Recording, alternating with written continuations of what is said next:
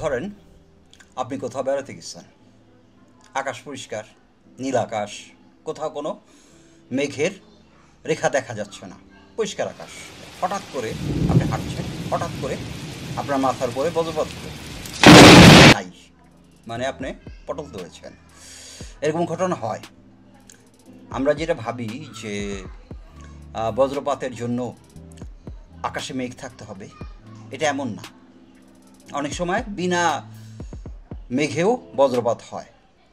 এটাকে বলা হয় ব্লু স্কাই লাইটনিং বা বোল্ট ফ্রম দ্য ব্লু।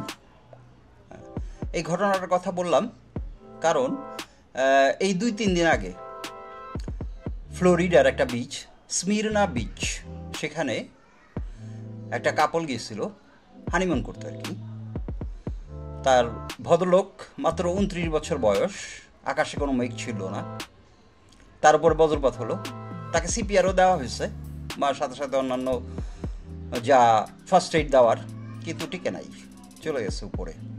তো এই ঘটনার দ্বারা আমরা কি বুঝি? যে কোনো কিছু আসলে আমাদেরকে নিরাপত্তা দিতে পারে না। আমরা আকাশ, মেঘমুক্ত আকাশ দেখে যে হাঁটবো, ধরেন খেলা দেখতে গেছি স্টেডিয়ামে, আকাশ পরিষ্কার, হঠাৎ করে ঠান্ডা পড়লো আমার গায়ের উপরে, ওখানেই খেলা শেষ। মানে আমাদের জীবনের আসলে কোনো লাইসেন্স নাই।